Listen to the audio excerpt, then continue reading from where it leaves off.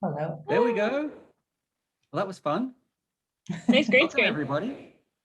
Yeah, Hello. I'm bad at computers. At least you got most of it sorted out beforehand. Yeah.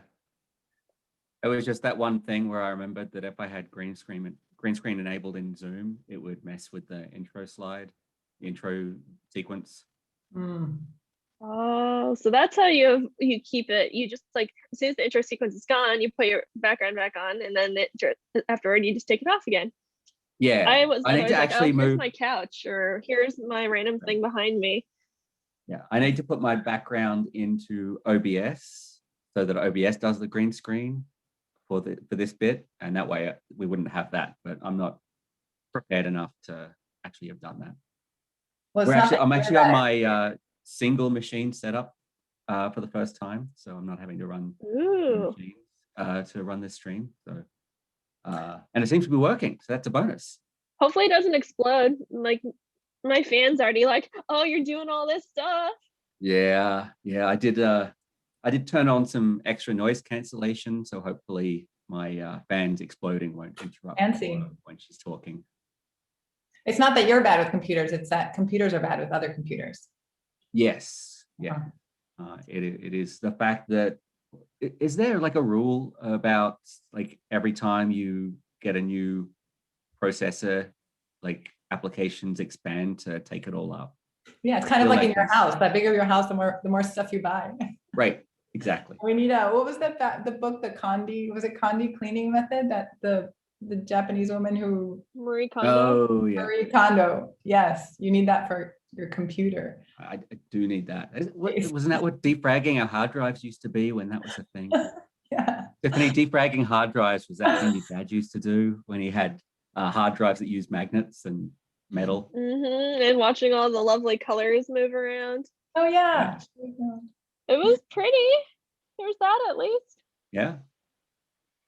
See, Cora and I, well, I shouldn't speak to Cora. No, you can. You would be correct. Cora and I are old enough that we used to defrag. You ready for it? Hard drives that were measured in megabytes. Right.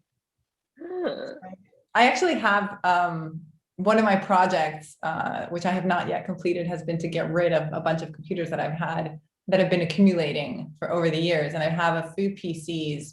And I am so old, in fact, that not only did I defrag back in the day, but that a month ago when I was trying to clean out one of the PCs, I had forgotten about defragmentation. And somebody had to remind me. No!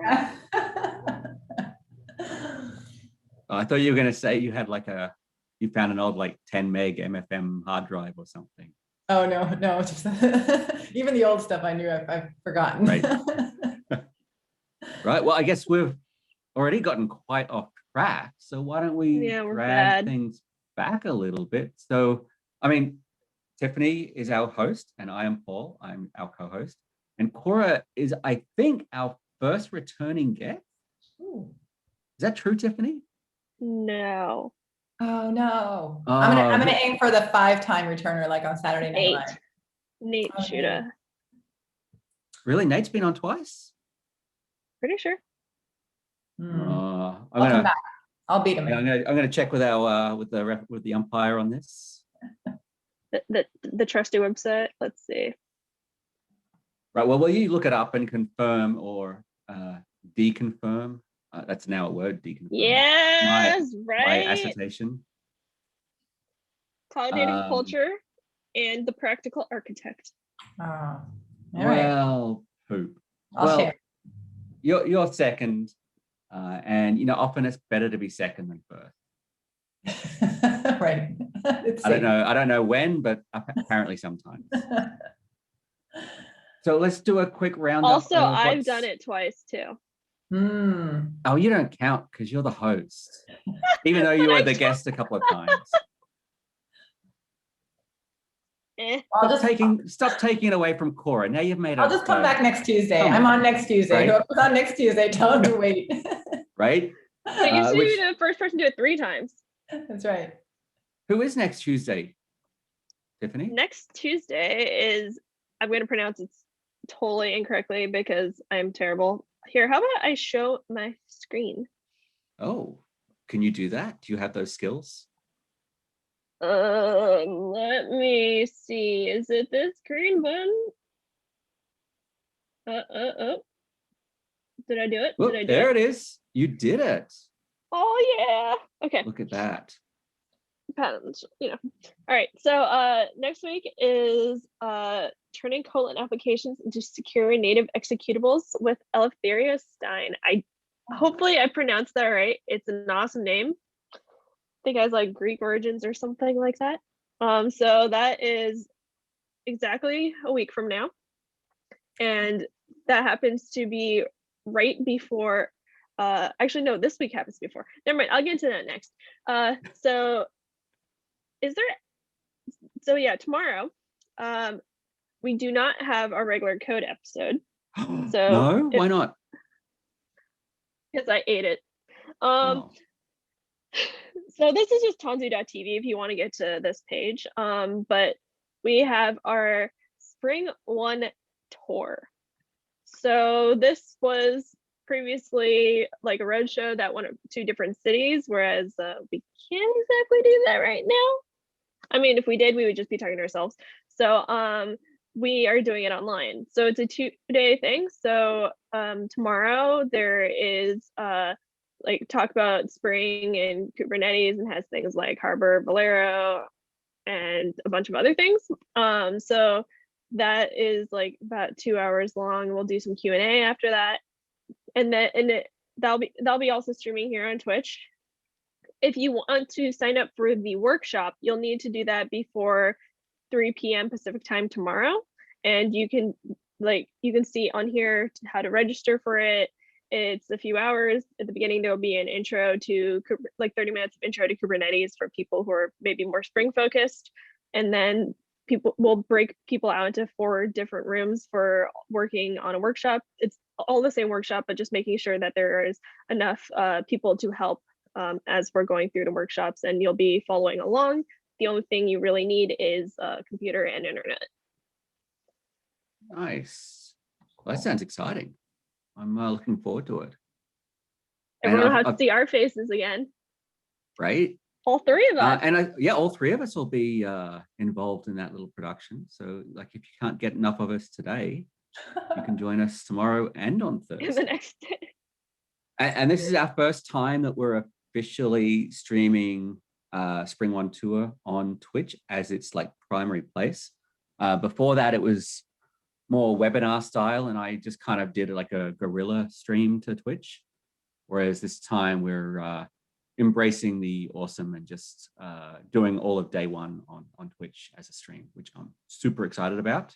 And I also need to spend some time setting that up. And then day 2 is all in not streamed. Not streamed, that's right, because it's workshop. Yes. So if you just want to see us, just show up on Twitch. If you want to do the workshops, which are going to be pretty amazing, go ahead and register for the workshops.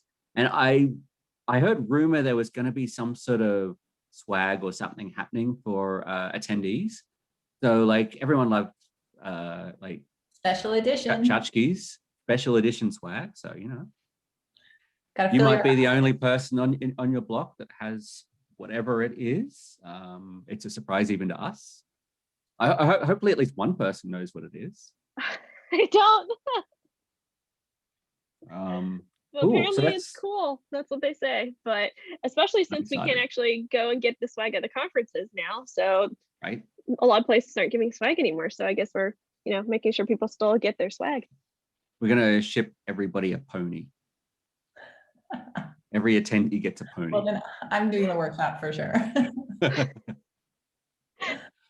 Instructors get 2 I don't want to ponies. know the shipping fee of that. It walks itself over. Yeah, if you wait long enough, they ship themselves.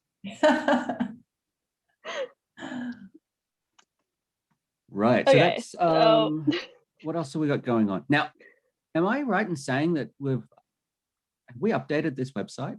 It looks new. Yeah. So Design got their hands on it again a few weeks ago.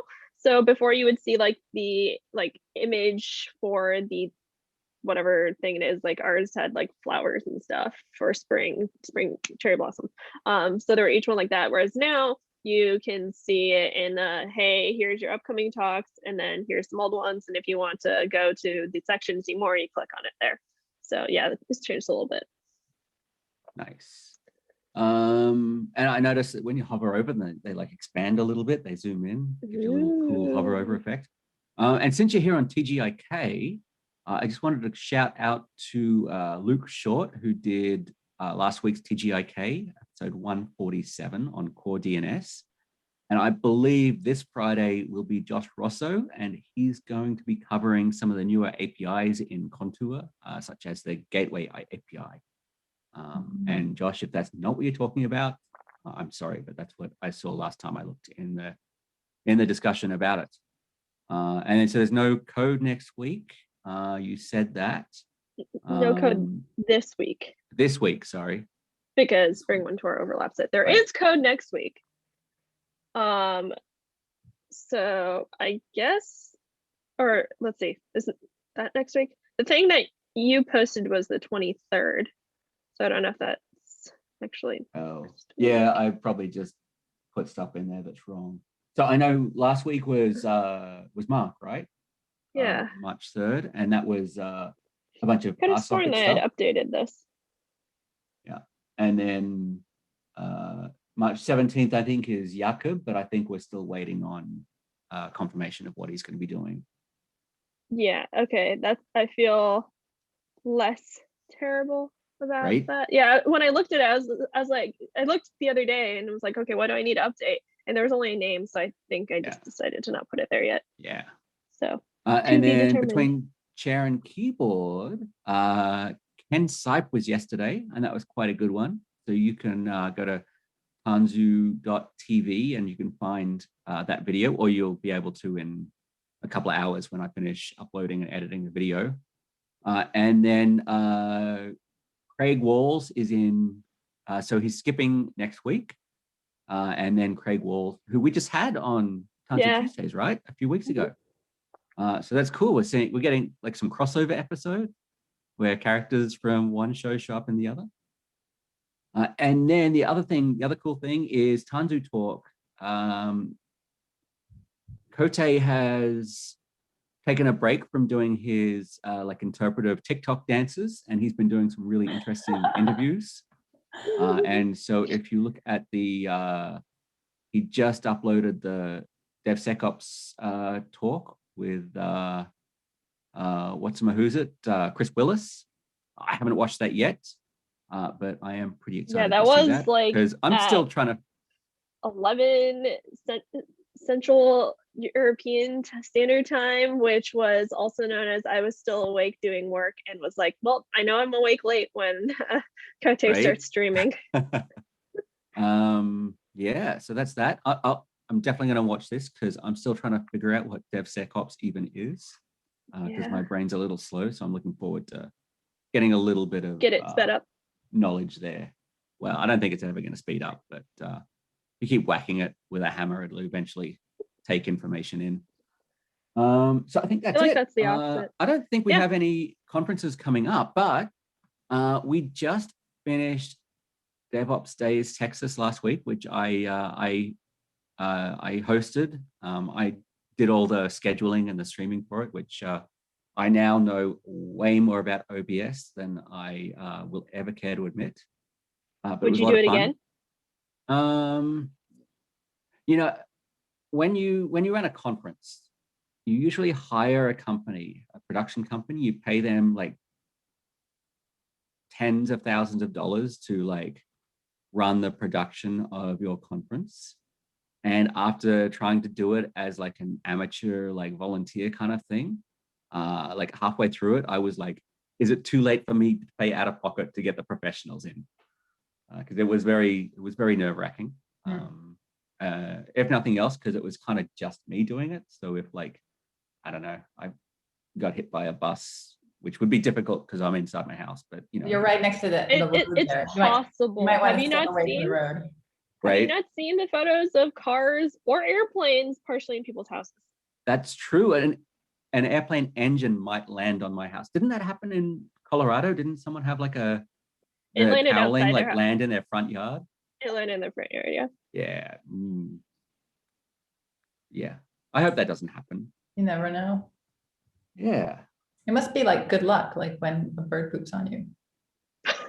I've had that happen once. I was trying to help a crow that was stuck in the blackberry bushes and its friends pooped on me. You've only ever been pooped on by a bird once? You need to hang As out far with as I'm more aware. birds. But then you had Cora's 7 years of good luck, Cora's right? in New York. She must get pooed on by pigeons happened. like constantly. But I don't know that I've gotten my 7 years of good luck yet. I'm Right? still waiting. No, I can't complain. Although being in New York, you're also just as likely to be pooed on by random strangers know. on the street. So I don't think that brings any luck. you remember there was that guy that was doing the dog poo art? Oh, and really? he got little figurines and things, and was like no. making little art installations of like sidewalk poo. And sometimes it was dog poo, sometimes it was human poo, depending on. That was here in New York City? It was in New York City, yeah. Oh, really? And I think he's even got like a website of all of the creations he made. Oh, really? No, I missed it. Yeah. Hopefully I didn't step on any of it. I hope he made a snarky poo title. I'm sure he would have. So Cora, you've been on here before. What did we talk about when you were on here last? We did building images. That's right. You took us through cloud native build packs and all that sort of stuff. Dockerfile and Jib. Yeah, that was fun. That was, yeah. Times. And then you've also been on twice for us playing Among Us, right? Oh, yes. Yes. I'm finally starting to figure it out. Wait, has Nate been on both of those? Oh, right. No. Right. He was on the first one. Was he on the second one? I thought he was only on. Was Nate on the first one? I don't think he was on either. I don't think he was on the first one. Oh, you're right. Oh, I think Cora. It's me and Tiffany. We've got the 2 appearances, 2 Among Us record. All right. So are we going to call it a tie? Is Tiffany going to bully her way into the award ceremony? She's cooler. That's why she's doing more of the MC work. I think if Tiffany hosts, she gets the edge. But I will keep competing. I will keep coming back. It's okay. You'll hit 3 before I hit 3. Don't worry. One of us is an imposter. Right? Oh, I need to get some like Among Us like sound effects so we can like yeah, we need some Among Us swag. Yeah.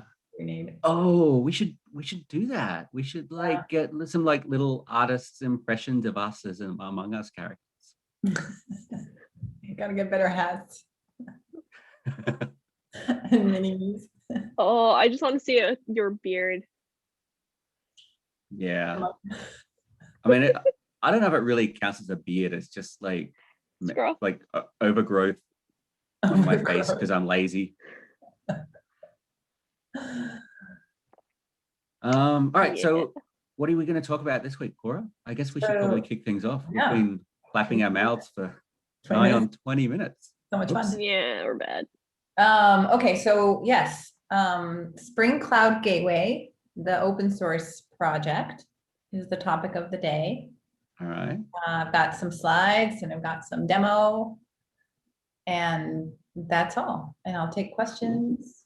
Now, are we going to be doing it all inside of Kubernetes? Or are we going to be doing it locally? It's just happening all on my machine. It's just on my computer.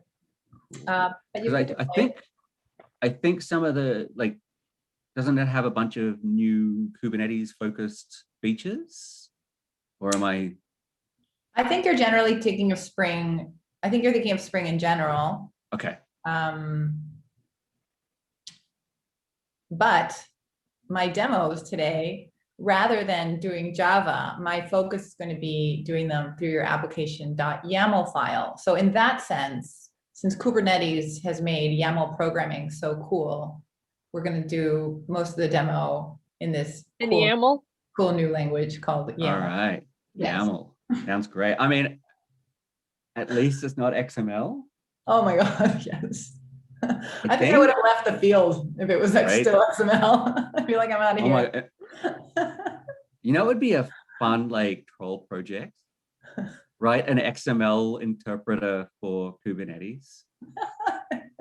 And then like propose it up in a KEP, a Kubernetes enhancement protocol to officially support. Do you know, Paul, once you lose your credibility, you can't get it back.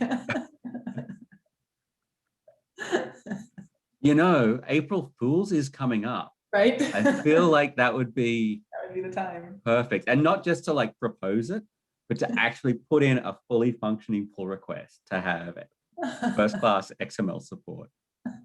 That would be so good. You need like the warning at the bottom of the screen that says, kids, don't try this at home. Right. And here I am flapping my mouth again. Why don't you just share your screen and I'll zip my mouth like Tiffany just told me to. All right, let's get started then. I'll share my slides first. Not share them actually, but present them. Okie dokes. But I wanted them. Yeah, we can share them later. Okay, so yeah, so this is going to be Spring Cloud Gateway focused on the open source project. And as you know, I'm Cora, and I'm a developer advocate at VMware, along with Paul and Tiffany.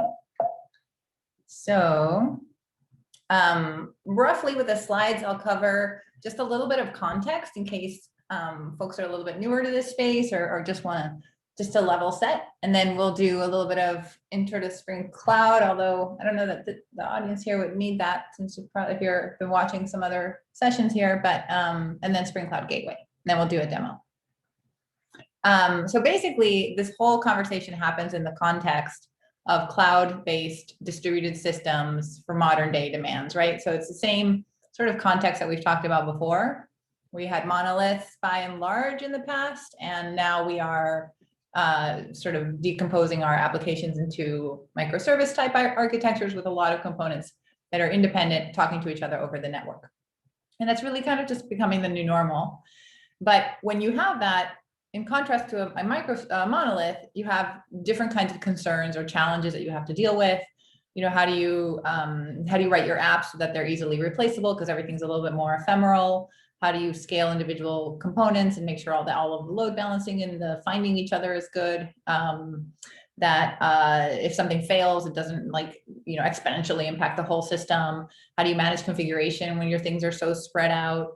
How do you deal with different clients and aggregate and transform accordingly? Things like that, authorization, distributed tracing, all of these become new concerns as we work more and more with distributed systems. And then there's new demands, right? Like, occasionally, sometimes I get an email from my bank, actually. I won't say who they are, but that says they're going to be down overnight because they'd have to do a software upgrade. And that was normal in the 90s and the 2000s, but it's really an exception nowadays, right? And now everything is like the cost of switching from one thing to another, apps and everything just, the customer acquisition is so it's so much easier for a customer to go from one product to another. So people really expect high quality service and high quality product from a software perspective. And then you see these like terms come up now in enterprises that want to meet customer demand. They start talking about things like customer obsession or delighting users, right? These are phrases you hear out in the market because it really is important, right? People have higher expectations. And to do that, you need to be able to iterate, over your software quickly, to have everything has an independent release cycle. You have to be able to really trust your deployment pipeline to have repeatable deployments. So all of these things are things that we have to think about in our modern applications. And there's like different levels at which we can sort of grapple with these demands. And this has a long history kind of starting back. I think the 12-factor app methodology, I guess, that described what a cloud-based application was, is I think that's probably dates back more than 10 years at this point, right? And then there's folks who have, who basically describe like what are the things that what makes a single app cloud native. And then folks have added to that and said, well, maybe there's more than 12 factors. Maybe there's 15 or 16 things we could consider. There's a good book from O'Reilly on that. And then there was, James Waters, who said there's one factor. Well, there's only one really important thing is, can you just restart your app? Well, how well can you restart your app? And everything else will fall into place from there. So, so in general, we've been on this sort of journey as we adopt distributed systems more to try to figure out all these new patterns and best practices, even reorganizing the way that our development teams are structured to set us up for better software architecture. And so one of these things that has evolved with this transition is Spring, right? Spring has a long history. I don't know exactly when it started, but I'll say 20 years. And then the Spring Boot and Spring Cloud are newer additions to the Spring project. Not so new anymore, but last, I don't know, 5-8 years maybe, where Spring Boot is kind of what becomes your single sort of 12-factor-ish app, or a starting point for that, where you can easily create the scaffolding for an application that has some of those characteristics, including, for example, the fat jar that includes the Tomcat or Netty, or your app server is now embedded in the jar, so your jar is an executable. And then you have the Spring Cloud family of products that takes care of those sort of concerns as you have many Spring Boot applications. So all the ones we talked about initially, the discovery, the load balancing, the configuration management, Spring Cloud has projects to address those kinds of concerns. And so with these together, you can produce an architecture that can be managed and in a distributed fashion and at scale. So API Gateway is one such project in the Spring Cloud family. And that's going to be our focus for today. So that's kind of a little Spring. So Spring Cloud Gateway in particular, we'll talk about some basics, where you can use it, and then we'll go into a demo. So an API gateway is basically, it's something you put between two components that need to talk to each other. And if you don't have a gateway, you might end up with something like this, where you've got different kinds of clients and they have to talk to a bunch of microservices at this point because you've decomposed your monolith. And it can get really messy for your clients to all know where all these different services are. And if any of these service endpoints change, then you have to update the client. So this can get very messy very fast.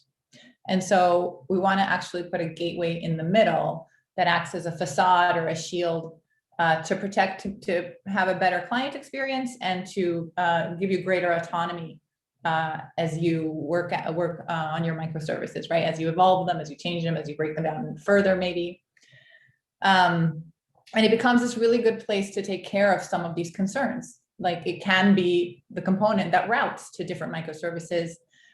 You can put security there so that you don't have to do it in each of the microservices that it's fronting. It's a great place for monitoring because all of the user requests are going through there. You can use it for canarying, meaning that if you're upgrading from version 1 to v2, you can use it to control which versions it's routing traffic to at any given moment.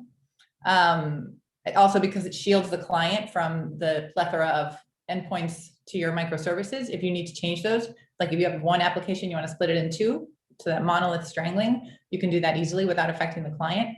And it also adds a point of resiliency because if something goes wrong with your microservices, the gateway can kind of make sure that the user experience is not terrible, right? And I mean, the concept of a gateway is not new, but there's products, there's API gateway products that have been around for a long time, but I think it's a little bit like like the modern needs require a more lightweight, as this quote by Ben Wilcock says, a more lightweight, independent, and decentralized micro gateway application becomes more necessary as development teams start to own these little microservice architectures.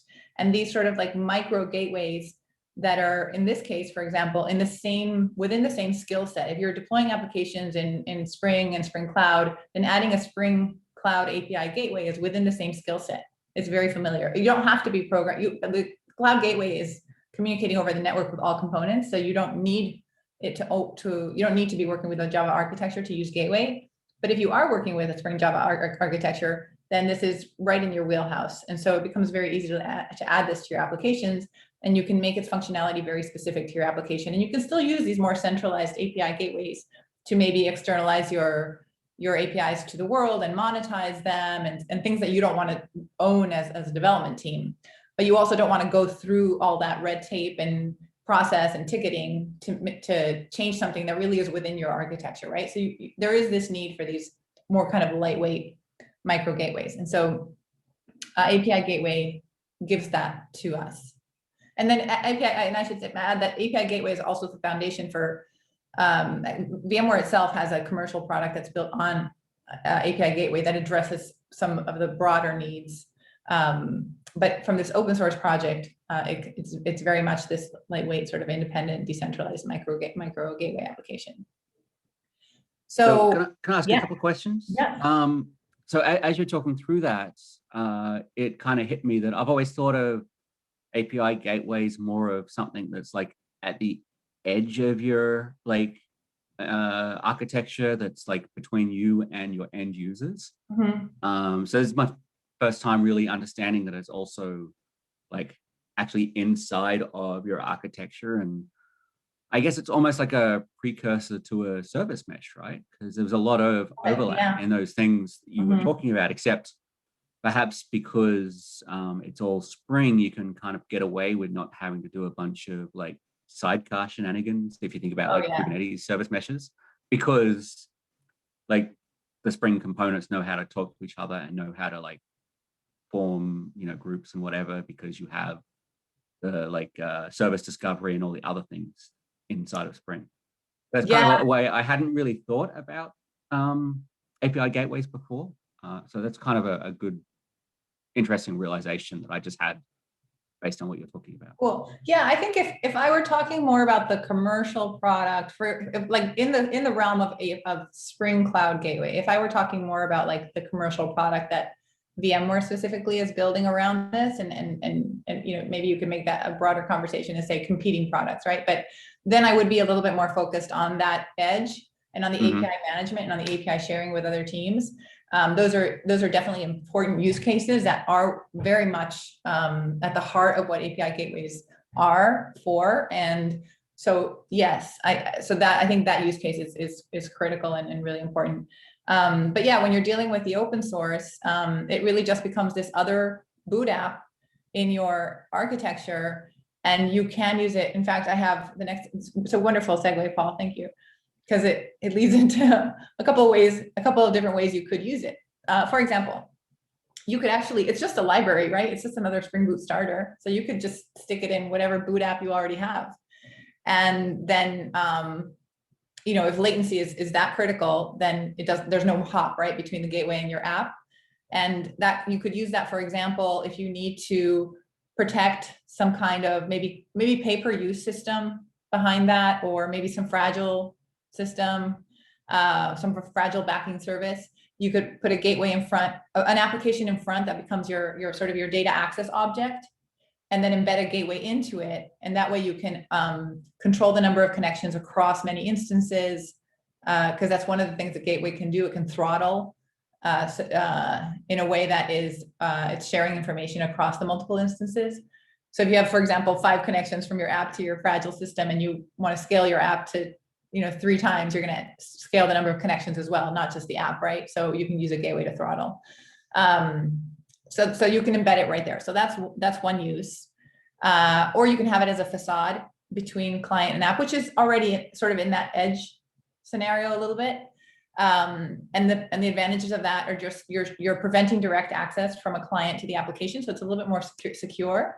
And then it's polyglot compatible because the gateway is standalone, so that the app and the client can be written in whatever, and your gateway is your Spring Boot app, right? In the first case, it has to be a Java app. And when you do it this way, it also helps you with cross-cutting concerns. So instead of putting security in A, B, and C, you put security in the gateway. Or if you want to split C into C and D, again, that's easy to do because the client will never know the difference. You can present a better, one single API to the client rather than 3 and 3 endpoints. And then you can have, of course, a combination where you have that common gateway for your cross-cutting concerns, and then another gateway after that that is more specific to your app, right? So the common gateway would do things that everybody needs, like security, and the app-specific gateway would know for certain requests. It knows it's really specific to your application. So you really want that to be within the control of the application development team, because only they know, right, what that routing looks like, what those apps are. And so all those use cases. So I think it's both. Yeah, I think it's a good observation, and I do think it's both. So as far as Spring Cloud Gateway in particular, because that was just gateways in general, Spring Cloud Gateway is built on Project Reactor and Spring Boot 2 and Spring 5. And because it's built on those things, it's sort of inherently very efficient. Project Reactor essentially is a way of coding where the internal architecture of your application processes requests in an asynchronous manner with an event loop internally. So each Spring Boot app that is based on reactive, like if you're using reactive web or any of those, then it has this very efficient internal architecture. And Spring Cloud Gateway was written after that, on top of that. So because Spring Cloud Gateways are by nature going to be sort of a hub of requests that are going to service many applications, it's critical for it to be fast. So it is, in fact. And so this is sort of logically what happens when a request hits a gateway. A request will come in, and it's first, there's a handler mapping, which basically uses these things called predicates to look at the request and say, do I know what to do with you, basically, right? And it can do that based on the path of the host or the method or any combination of characteristics. Because any gateway, a single gateway could do several things with several requests. So it has to be able to look at a request and say, I know what to do with you, and I know what to do with you, and I know what to do with you. So these predicates help you sort of configure these conditions for characterizing or bucketing these requests that are coming in. And then you can apply filters, which means that before you send a request to wherever it's got to go, you can change it. You can change the headers, you can change the path, you can change anything. You can change things at a global level as well, not just for like the request coming in, but for all of them. And then when the response comes back from the downstream service, before you give it back to the client, you can also apply filters and change the response or the response headers or something like that before you give it back to the client. So in general, when you are defining your routes, you're thinking about these things, the predicates, the collections of predicates, so that you can bucketize your requests and know what to do with them. The filters, which are the changes you want to make on them, either on the request or the reply. You have to know where to send it. So what's the destination URI where you're going to forward it to? And then every request, every mapping is going to have a unique ID. Every one of these routes that you define with all these characteristics is going to have a unique ID. And so you can do it in Java code. But as I mentioned, I want to focus on the Java properties. So I don't know, I kind of get the sense that they're a little overlooked because people dive right into the Java often, but there's a lot you can do. And I think it's kind of easy to understand Gateway if you start with the properties files, DSL. And then, you can move into the Java, but then you understand the concepts, and it's easier to, I think, pick up the Java aspect of that. So that being said, I'll move into demo. Okay, so I have a project here. I'm going to give you the URL at the end.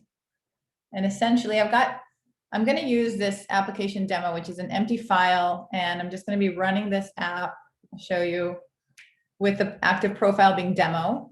So it's only picking up these two properties files, not these other ones. But when I share the URL at the end, all of the demos I'm going to do are in here in 1 through 9. So I'm just basically going to go through those. So if you wanted to repeat this on your own later, kind of, review what we did, just check out these different individual demo YAML files. So in my main application YAML file, there's really nothing there well, let me show you the POM file first, I guess. So the POM file first, we've got, most importantly here is our Spring Cloud Starter gateway. That's, you need to have that. If we'll check out some other features as we do the demos for which you'll need some of these other ones. But that's the key one right now. So in here, we just got our regular Spring application name, nothing special. You know, we're just enabling the metrics. Like there's really nothing here that's necessary. It's just actuator stuff, really. I'm disabling Redis. That's going to come in the later demo. I'll re-enable it later when we need it. So, but there's really nothing in this application YAML file that of note. So everything that is important, we're going to do in this separate file right here. So,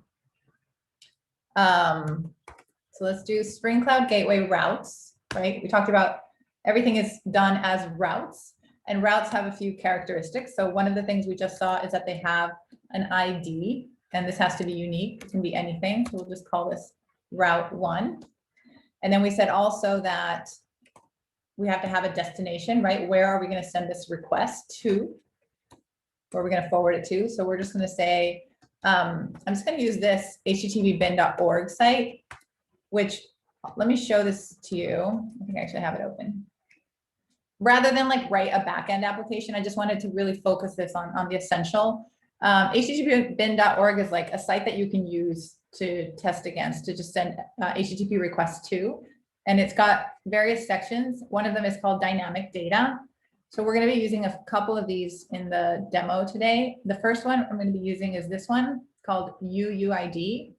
So I'll show you. I can click on try it out, and then I can click on execute, and you can see that this is the request, https://bin.org/uuid, and this is the response. It just gives you back a UUID, right? So if I do it like over here, it just gives you back a UUID. That's it. That's our back. That's what the gateway is going to send us to. So that's going to be our destination. And so the other thing we said is that we have to have a way to identify if a request that's coming in matches this route, right? Because we're not going to send all requests to http://bin.org, just some of them. So we want to send specifically the ones where the path matches UUID. So let's do that. I'm going to start this application. And I'm actually going to do this over here. I'm going to use, there's a utility called, oh, let me show you this actually first. So this started up, right? So you can see it netty, it started netty rather than Tomcat, right? Because it is a reactive based application. So just FYI. Okay, so here we can do HTTP is this cool utility instead of curl. And it just defaults to localhost, so you can just say 8080. And so in order for it to match this route, we have to meet this condition, which means that the path has to be UUID. Oops, UUID. And so I can hit that. And in fact, it went to http://bin.org and it got me this request, but I didn't actually have to hit http://bin.org, right? So that's the request going through the gateway. It matched it, and you can see that it took this path and it appended it to this. It didn't. It keeps the path. You can choose to change it, but by default it keeps the path. So you can also do combinations of things. So for example, we might add a host, and we can say that the host has to be something example.com. Otherwise, it doesn't work. So otherwise it won't match. And it's going to be an and condition. So if I just restart that and then send this again. So we expect this not to work, right? It did not find a match because now we have two conditions and this only meets one of them. So I would have to add host is example.com. And I can even, let me also add a verbose flag, because these are the response headers here. I'm just gonna add a verbose flag so we see the request headers as well. And so here you can see that, sorry, I keep moving the zoom controls all over the place. Okay, so here, okay, so this is so we got the UUID, right? So this time, now that we added host, it now matched both predicate conditions. And so it moved forward to httpbin.org and it kept the UUID. So we got our UUID back. And you can see here that in the request, that's the host that it was looking for. So those are additive. And that's just forwarding, right? But we said we can also change the request before we send it forward. So that we do with filters. So let's say we want to actually, we don't want we don't want the clients to have to know that this is /UUID. That's too specific to httpbin.org. We just want them to use demo. And that way we can control whether today demo goes to UUID or it goes to something else. So actually what we want to do once we get the request is set the path to something different. We're going to set it to UUID so that it works. So then we'll restart that one. And now instead of UUID, we can type demo and, oops. Why did that not do it? Let's restart that again. Filters, set path, UUID, and path is demo. That should work. Oh, you know what? Oh, I know why. Sorry. My mistake. So we saw the host there. Okay. Demo and the host, and then it matches, and then it sends it off to UUID, right? So filters change the request. So that's pretty cool. The next one I want to show you is a few other filters. So I'm actually gonna copy this. I think that's the easiest. I'm gonna do another route here. We'll call it route 2 because it has to be unique. But we're going to send it to the same place, and we're going to differentiate it from the other one by saying that there's some kind of like some value that we expect to, after the demo. It can't just be demo, it has to be demo something. And for this one, we're going to set the path to a different one called drip. And let me show you how drip works. Okay, so that was UUID. That was cool. Okay, drip is over here. And let's do it by example. So we'll try it out and we'll execute one. And you can see that it's a slower request, right? It's still loading the response. So basically, and here's the request. Here's a sample request that was sent. It says httpbin.org/drip. And then it has some parameters in the URL itself. It says duration 2, number of bytes 10, code 200, delay equals 2. So it's basically saying that send me back an HTTP 200 status, take 2 seconds before you start doing anything, and send me back 10 bytes with a delay of 2 seconds in between each byte. So if I copy all of this, this is what we want to add. And this is the response that we got, a dripped response right here. And you can see error code, response code is 200. So what we want to do is be able to have our gateway add all of these parameters for us. So I'll just put this here for reference. Okay, so we would like, so before we had set path. Oh, in fact, yeah, I forgot to show you this. Every time that the app starts up, it kind of shows you some of the predicate factories. It doesn't show the filters actually, but it shows some of the predicate factories. So we've used path and we've used host, right? So that's a little extra info in the log file there. Okay, but for this,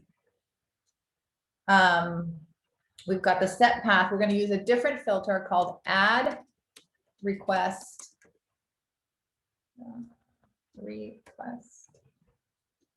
parameter. And we're going to do it for each of these. So we have duration. I'm going to do it first for these and then we'll fill in the values.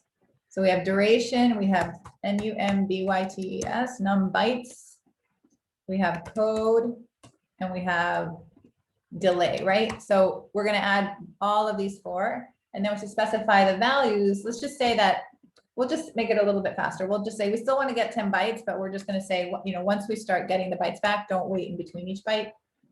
We want our response code to be 200. It should be okay. And here we're going to say that the delay is going to be whatever value. So let's say we call it delay to be more specific. So we'll call this delay also. So whatever value the user is sending after demo, that's how long we're going to wait before we actually start sending code back or a response back. I mean, this is HTTP bin is going to do this, right? We're just going to add this to the request URL. So now I have to go here, and now this is going to be demo / let's say 3. So you can see it's taking a little bit longer, and then we get the response back, right? And in fact, I could be a little bit more specific about how long it's taking. So we can see it took about 3 seconds plus the time to process the request. So very easily we added all those parameters to the actual request. The next thing I want to show you is, so what happens, what if I do this? Right? So now, which one is it going to match? Or is it going to go kind of randomly to one or the other? Because now this is demo something and now this is demo something. So I'll show you. You can place bets if you want. So let's try it. So that went to the UUID. Let's try it again. UUID, UUID, UUID. Okay, so it's always going to the first one. So what happens in this kind of situation? How can we get it to maybe load balance across both of them, right? This is something called weighted routing. And the way that we can do that is in the predicates, we can actually add another predicate called weight. And we can specify a group. So, and anything else that's going to be in the same group is going to have the traffic weighted. So we can take this and copy it down here. So we'll say roughly, it's not like round robin, but roughly we're going to balance the traffic across both of these. So by putting them in the same group, we've associated them, and now the gateway knows to use both of them. So we'll try that again. I'm going to take the verbose out of here. Okay. And I'm also going to take the time out of here. Okay, so we do it once, and I think we're going for the second one. That was a bit slower. We'll do it again. Oops, we'll do it again. And we got the UUID, right? So now it's going to the slow one again, route 2, and then let's see what it does, and then the UUID. So now it is load balancing across both of them, right? So that's weighted routing, really easy to implement. Okay, the next thing I want to show you is,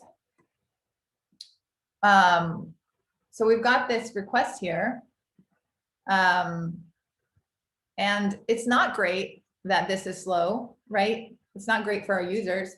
So what we want to do is maybe say that if a request takes too long, just time it out, right? So I'm going to use a circuit breaker for this. I'm going to use a random circuit breaker name because there's only going to be one. And so this is a shortcut. So circuit breaking is not entirely, it's not 100% part of Gateway. Rather, Gateway supports different kinds of circuit breaker implementations, right? If you recall, Hystrix was a very popular one from Netflix that was put into maintenance mode. So there's a few others now. So this one I'm going to show you is one called Resilience for J.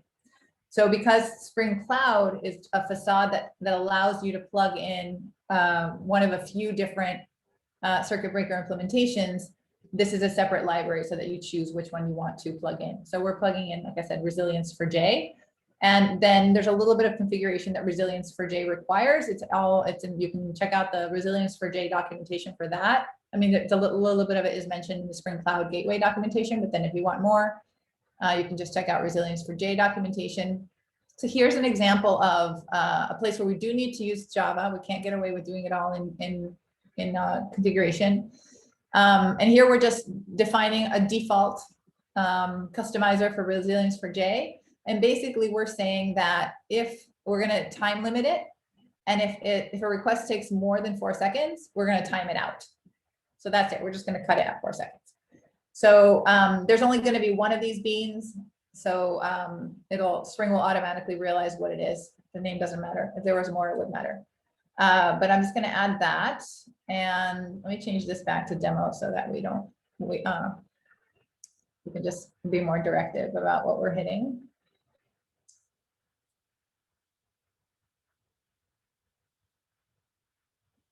And I don't know what to take out the weight. Let's see. Anyway, so then we will hit this. Okay, so it's going to time out after 4 seconds.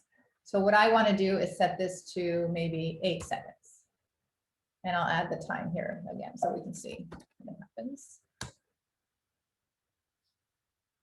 And it should take 4 seconds. There we go, about 4 seconds. And it gives us back a gateway timeout error.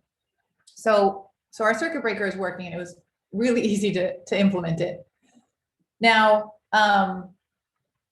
it's not a great experience to return a gateway timeout error to a user. So ideally, what you want to do, the other half of a circuit breaker situation, is to have a fallback action. And for a fallback action, this is what we've been using so far for all of these filters is shorthand for all of them. And you can use the shorthand as long as it's pretty simple. But for circuit breaker, actually, if you want to specify a fallback, you have to use the longer configuration of it. So the way that looks is that you actually have to specify the name of the filter. And then under separately under the arguments that pertain to that, then you say the name is this. Oops, sorry, this goes up here. Okay, so this is kind of the equivalent of what we had before, right? Where this is the kind of filter that we're using. This is the name that we're giving it, but we actually want to specify an additional property, which is why we have to go longhand on this. We want to say, if it does time out, what do we do instead? And we're going to say we want to forward that request to a different endpoint. And this endpoint is going to be one that I'm going to get from this another piece of Java code. So I have here a controller, a REST controller that maps to /fallback/ID, and it returns this all 0 UUID. So if we can't get it from HTTP bin, we're going to get it from /fallback/ID. So we restart that. And now we can redo this test. And why did it not do that?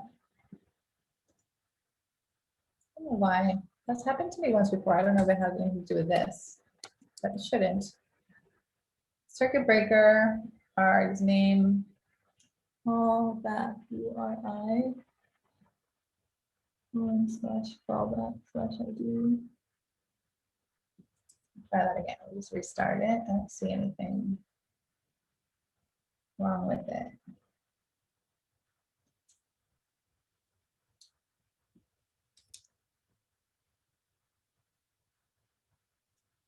Let's see. We got our host, we got our demo. Okay, I don't know what it was. Okay, so now it so it cut it after 4 seconds, right? It didn't let it go the 8 seconds. It cut it after 4, and it gave us back a better response than a gateway timeout error. So that's the circuit breaker with fallback, right? Super easy to implement. And that wasn't that wasn't a redirect. That was the gateway saying it's taking too long. I'm going to send it to this other third-party thing instead, right? You could send it to something else. In this case, the fallback action was another endpoint on the same gateway. Right. So this is the forward syntax. Just knows how to do that, and it just went here to this mapping exposed by another controller in the same application. But you could have a different fallback that went to a different app. Right, but what I mean is it wasn't sending the client a 301 redirect, right? It was dealing with it inside of the gateway. Right. So it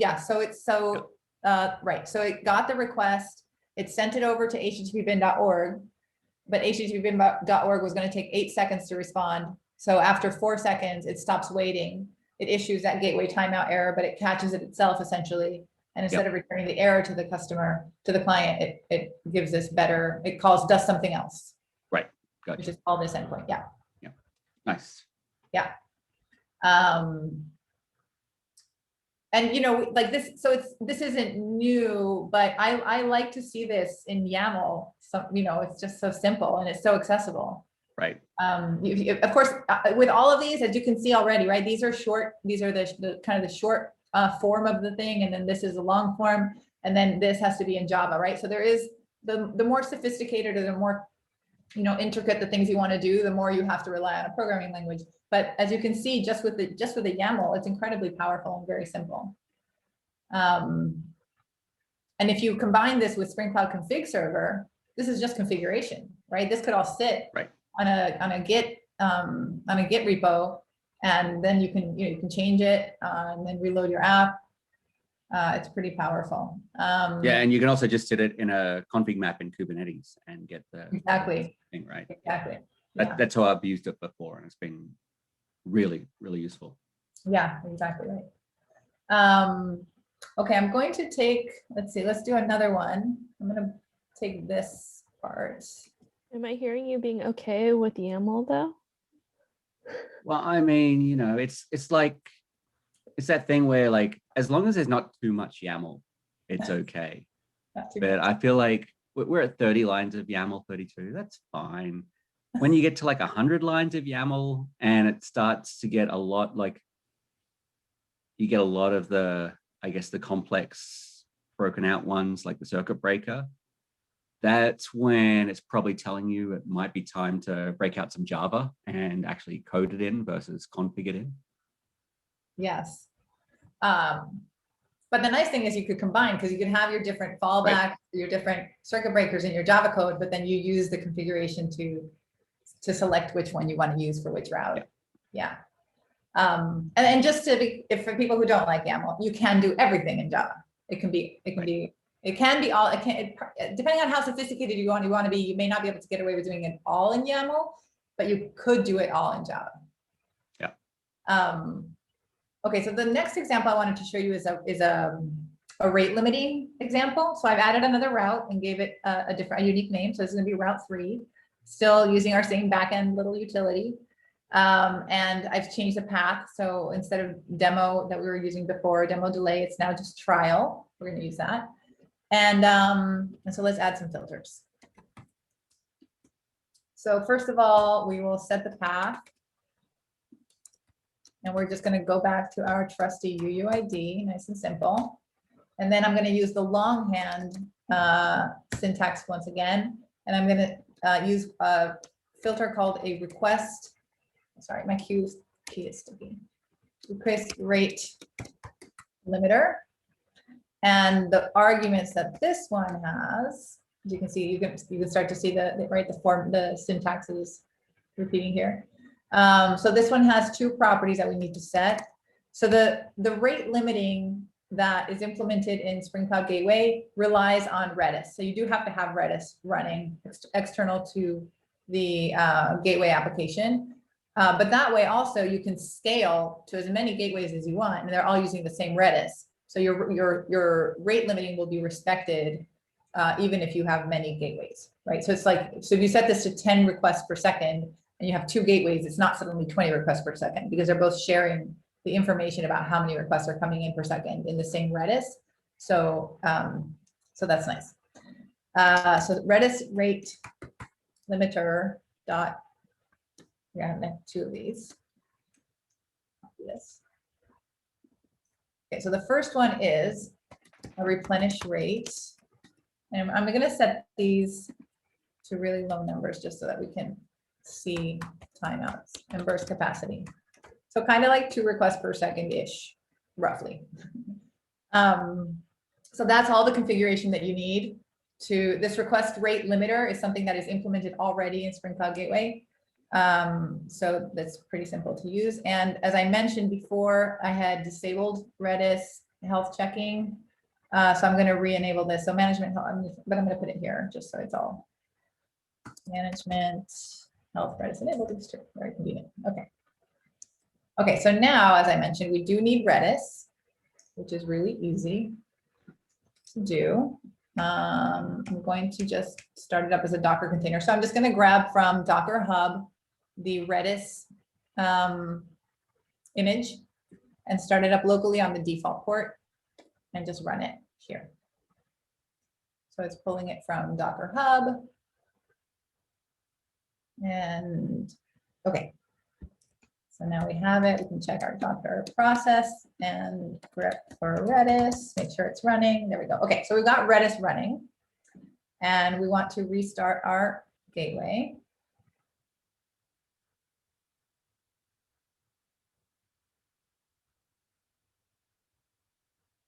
And now,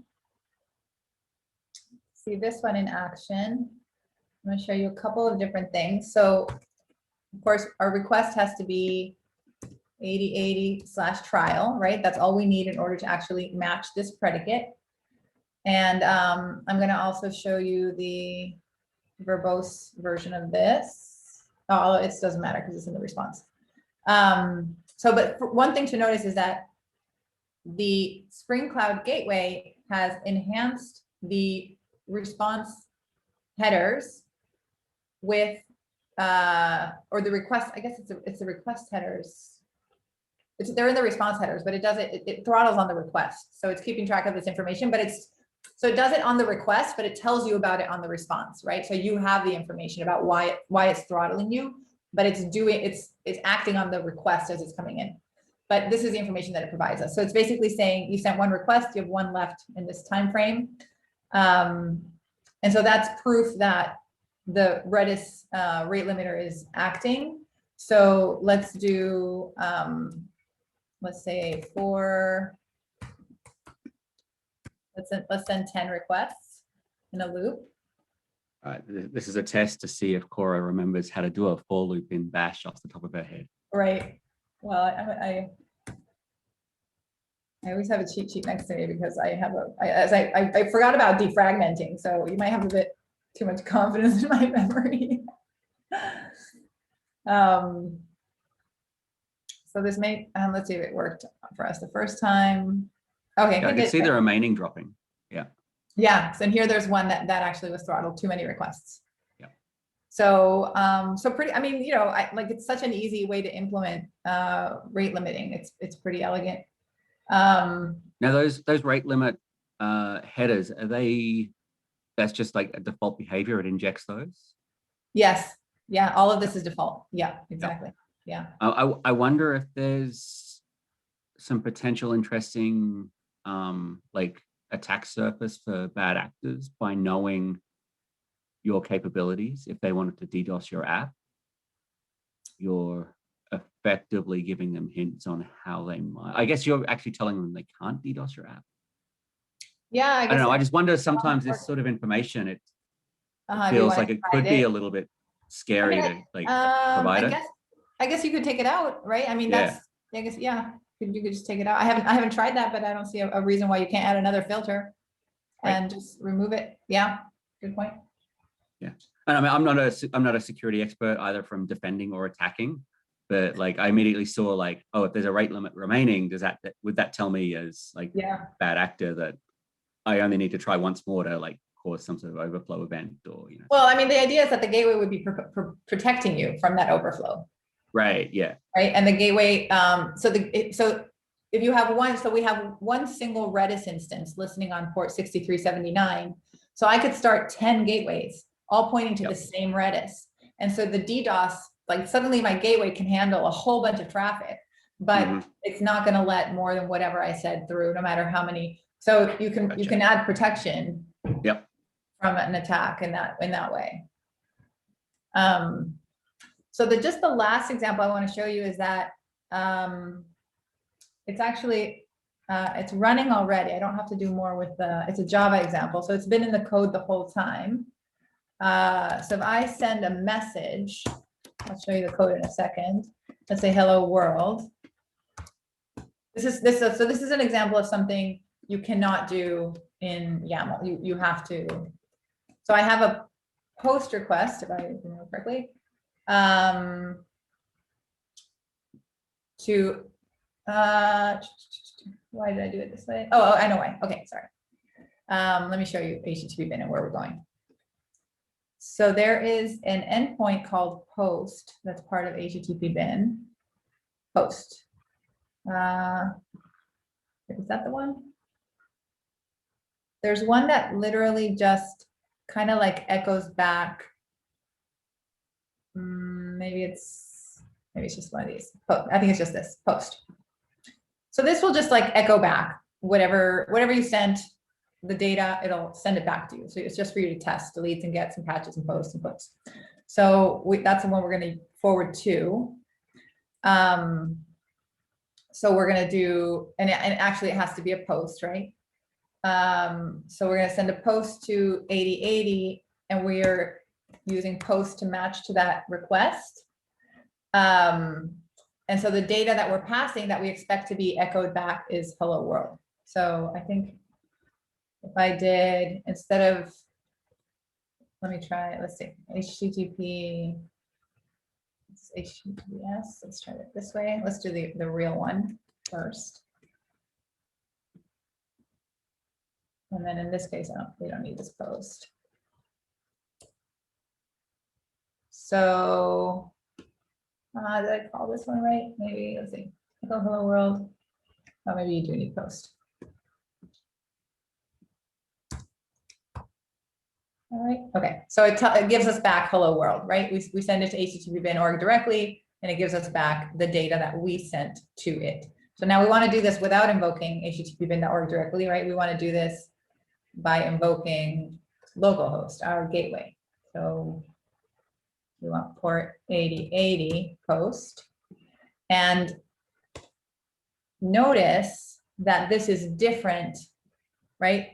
When I sent it directly to http bin.org, it just sends back the string in the original case. And here it's a JSON message and it's in uppercase. So, so here it is, right? JSON message in uppercase. So that means that we have a filter that is actually changing. I forget if it changes the request or the response, but I'll show you what that does. So if you want to do that kind of changes, you do have to do that in Java. So in Java, it looks like this. But you'll recognize at this point, because you've seen it now in the YAML, I think it's easier to kind of like grok the Java. So you'll see that we're building a route, right? Just like we were in the YAML. Our route has to have an ID, has to be different from all the other ones that we've already created. So this one is modify request body instead of route 1, 2, or 3. It has to have predicates. So we're going to say, as long as the request /post/anything, but you can just post. And then we're going to apply a filter to change it. So in this case, we're changing the request. This could also be response. And the changes that we're making on that request are to uppercase it, and to create it, we use this string message thing to make it a JSON object. And then we're going to forward that to the URI as http-bin.org. And we build that. So this is the Java version of the same kind of things that we've been doing, but just an example of one that you have to do in Java because you want to do all this fancy stuff in the middle. And so, and that was that in action. So that's really like all the demo I have. That's really everything I have. I can share just this last slide, which is if you want to do it on your own, this demo that I just ran through is Spring Cloud Gateway sample on my repo and GitHub. There's also some other great documentation here. That's a good reference. And like I said, all of these demos are exactly as I ran through them. You'll just go through each one of these different demo files. And that's exactly what we've covered today.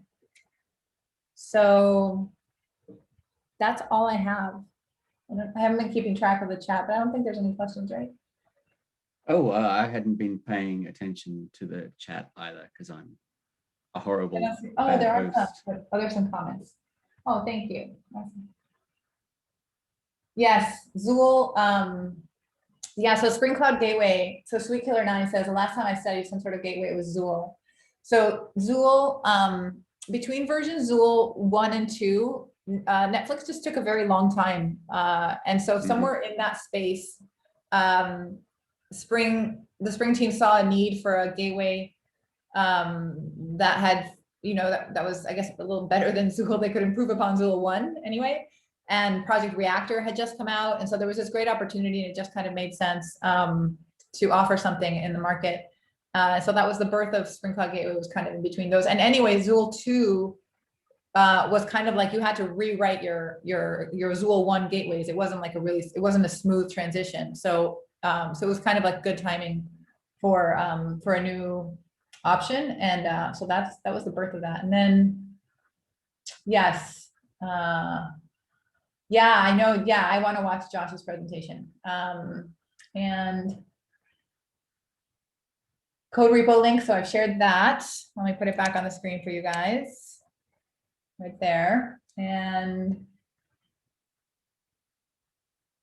you could set the timeout on the metadata without using circuit breaker.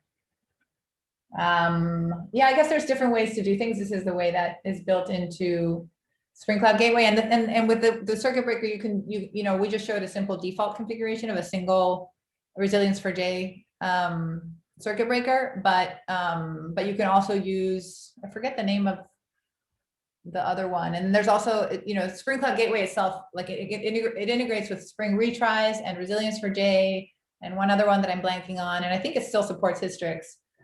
Or it did a few versions ago. And you said Hystrix was the Netflix one, right? Was the Netflix one that went into maintenance mode. Yeah. So yeah, you maybe could set the timeout on metadata, but I think if you're looking to do more sophisticated things, then you probably need a fuller circuit breaker library like resilience for J. And did Netflix switch to using resilience for J? Is that why they kind of ended their existing? I don't know the whys of why, because they retired a few different things. They retired Hystrix. They retired the Ribbon, which was the client side load balancer. Didn't they retire most of their service discovery bits? Well, not Eureka. Eureka's not retired. So they didn't retire everything, but they did retire like a set of things. But I don't really know what their motivations are. I know that Netflix uses Spring Boot, so maybe it didn't make sense to maintain it anymore. But I really don't know. I know that the Spring, I think the Spring team have a good relationship and they collaborate. And obviously, Netflix uses Spring, so maybe it just didn't make sense to maintain it, or maybe. Yeah, I feel like there's been a few projects where Netflix has been the first to really need to build out a certain type of thing, and then it's sort of become a more like a broader thing, and a few other open source projects show up, and then Netflix waits until one of those is capable enough and then switches across, so that they don't have to maintain their own thing, which makes a lot of sense. I think it makes a lot of sense. Yeah, I mean, you want to focus on your business, right? I mean, that's the whole point of all of this, is that you want to focus on what the value that your business is actually adding, and so if Netflix doesn't have to maintain all the projects that they don't need to maintain, they can focus on streaming more, filling my evenings more. Right. I don't know what I'd do without Netflix. Yeah. So Squid Killer said he thinks that Eureka was the only one that remained out of that group. Oh wow. Yeah. So that's it. Actually, that's all I have. Yay. I always enjoy when I get a refresh on what Spring Cloud Gateway is doing, because to me it's always been one of the more interesting of the Spring projects, because it's pretty approachable to me as a non-Spring, non-Java developer. I can actually see it, I can use it, I can do exactly what you did and just YAML my way through it, which makes it super useful for me. Yeah, and I always kind of had this hope in the back of my mind that we would get a super Kubernetes focused release of it that would kind of almost remove the need for ingress controllers as well as things like service meshes, because it really does seem to do most of what ingress does and most of what service mesh does. Yeah, and I feel combined with config server, combined with Spring Cloud security, you could probably do most of the automatic MTLS and other things that it does, except it would be like as part of like your code, and therefore you wouldn't be needing to do the like sidecars, and you wouldn't have these external things that are modifying the behavior of your applications. Yeah, I mean, it's super interesting. I think, so last year in September, when we had the Spring Cloud, the Spring One platform or Spring One conference, so Gabri Brody, who's a solutions engineer at VMware, and I did a talk on comparing kind of Istio to Spring Cloud Gateway. We talked about Spring Cloud RSocket as well, or the RSocket broker. And we did this, we approached it by taking an application that had been written with Spring Cloud Gateway about a year or two before and refactoring that to implement it with Istio, or refactor it, replatform it from where it had been running before to Kubernetes, just using a Spring Cloud, keeping the Spring Cloud components as they were, Eureka and Gateway and so on. And I mean, it was a really interesting experiment, but certainly there's a lot of, there's certain things that a mesh does really well. But if you're talking about a Java development group, you don't necessarily want them to have to know that much Kubernetes. And then it starts to get a little messy. I feel like there's some things in Kubernetes that still they're still maturing. And one of those is that if you do rely entirely on a mesh for a lot of this, it becomes a little bit like in the same kind of YAML configurations, you start to have developer concerns and operations concerns kind of intermingling. Yes. And that's not trivial to manage, especially at large scale. So I saw a lot of benefit. I was super excited when we started that project. I was like, oh, I'm going to learn Istio really well. I'm going to love it. And then I just kind of really appreciated the value of like, if you've got this nice little architecture all in Java, then just move it. Like why not? Yeah, I mean, I totally get the value of Istio because it is like fully cross language, all that stuff. But at the same time, I feel like so is Spring Cloud Gateway for most of its functionality. Yeah. So yeah, I would love to see more interest in it as a generic gateway versus as a Spring specific, project. Yeah. And I wanted to also call out, because I remember a while back, pivotal employee now, VMware employee, Toshiaki Maki, I assume you know him, right? I think he's out of Tokyo. He actually did a really interesting experimental ingress controller using Spring Cloud Gateway. And he has it up on his GitHub, which I'm looking for right now, but I'm being a little bit slow on it. But it's really cool because you could just basically use like an ingress resource like you would in any other Kubernetes ingress controller, and it just did it for you. But of course, now I'm talking about it, I can't actually. Yeah, and I'm seeing more questions in the chat. Yeah. I don't know the answer to Masood's question. If you have two competing routes with the same name. I mean, I know that in a YAML file, it's the first one that you define. If you have like something in your Java versus like one in YAML, I don't know how precedence is established there. I think config beats code. Java? Okay. Yeah, I think that's how it works. I vaguely remember coming across something like that. And it kind of was roughly in the same way that like the config is sort of treated like your application properties. So like it sort of cascades down in a similar way. So maybe that's the YAML precedence, yeah. That's my understanding. Yeah, I mean, that tends to be the hierarchy with properties. So that's a good guess.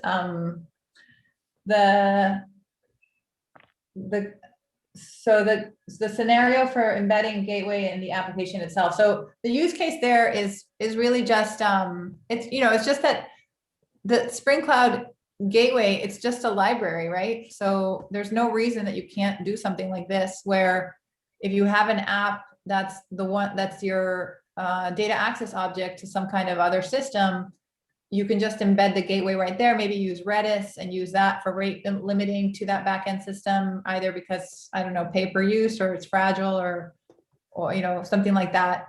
But there's no, like, it's not a requirement. This is the most common use case, I would say. Bless you, Tiffany. This is the more common use case, or this is the more common use case, right? Tiffany, do you mind cleaning your camera up a little bit? I hate you. Oh man. Oh my God. I was just watching The Stand, the new miniseries of the Stephen King book, The Stand, last night. And I don't know if you know the premise. It's very, I mean, it's so apropos to what's happening this last year, but basically there's a virus and, a lot of people die. And then it's, that sounds familiar. But people were sneezing a lot, and that was just like, you knew that you were going to die if you were around somebody that sneezed. Good thing you're not around me. Yeah. Thank goodness for Zoom. So yeah, so this is, I guess that's the use case where just to highlight that, this is also possible, but there might be situations where that's handy. And then, somebody posted a link and said they think that's what you were talking about. Yeah, that looks right. Yeah. Okay, I know that name. Yeah, I know that GitHub. Yeah, when we did Spring One tour in Tokyo, we got to hang out with. Didn't he also him a little bit? He's done a couple of cool things, right? Wasn't there some Maven thing he did? Yeah, probably his the wrapper converter. GitHub's full of all sorts of cool things. Yeah, cool. Oh, so he wrote the CLI. Oh yeah, he did write curl. Oh, maybe like that's CLI for RSocket. I think that's all I know. Yeah. G Daozoot is talking about, I think, that project right there. Yes, RSocket client. Yeah. Cool. Should have him on. We should. That's a great idea. I guess it'll be pretty late for him. We can make that work. Mm-hmm. Or we'll just make Tiffany stay up really late and do it. Tiffany doesn't need sleep. Make Josh do it. He has weird hours. Oh, that is true. Josh actually doesn't sleep. He is mostly a robot at this point.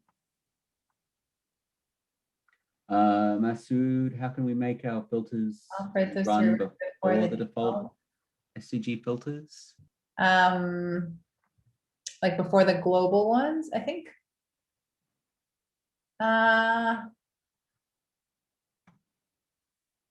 Like, what's a use case for that, Masood?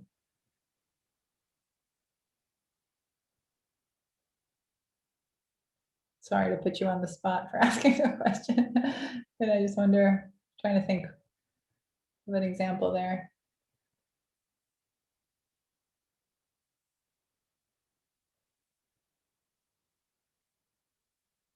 I mean, I think in Java, you could probably do so I don't know exactly the answer, but if I were to research that, I would look at, it's gotta be in Java that you would override things and set exactly what you want to do.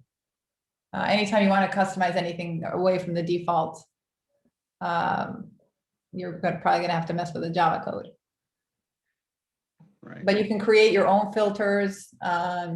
So I guess you could even make a copy of the ones you want to control the order of, and intentionally call them before or after. So I think all of that would have to be Java.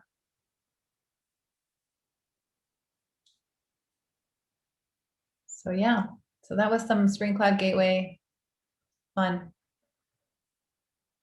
Cool. Do you want to unshare your screen and we'll sure. show everyone our 3 incredibly good-looking faces as we close out? Let's see, stop share. Well, two out of 3 isn't bad, I guess.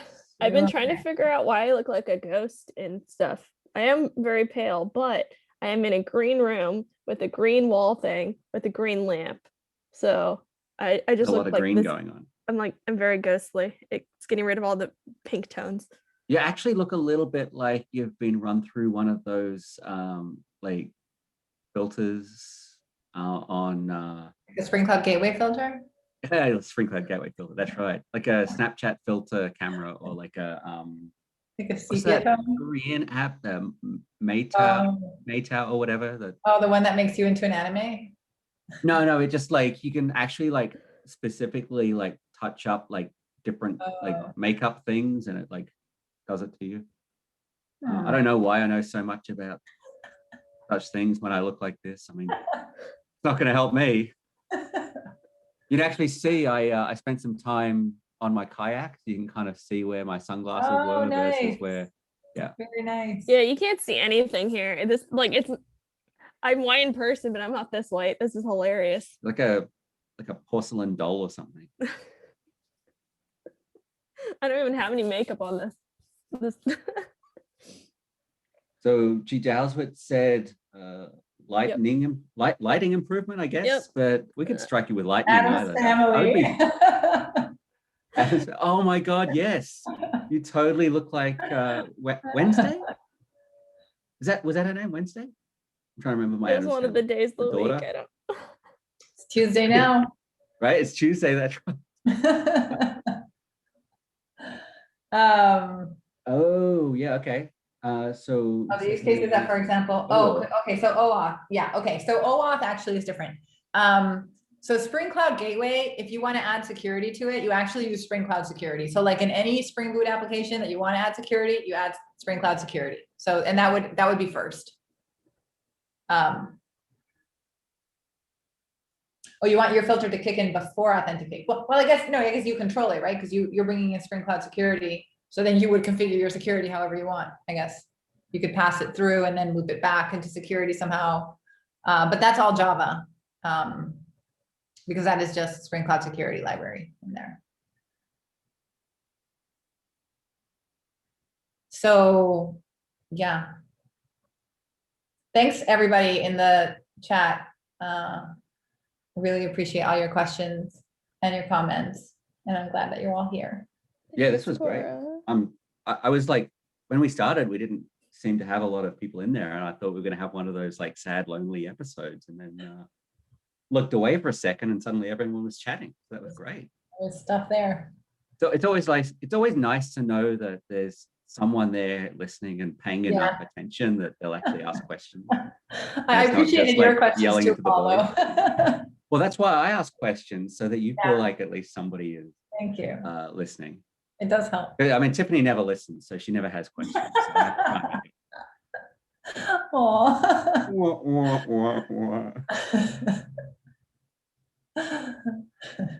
I don't know if we'll be friends. I can only get away with this because like we're not legally allowed to see each other because we're in the middle of a pandemic.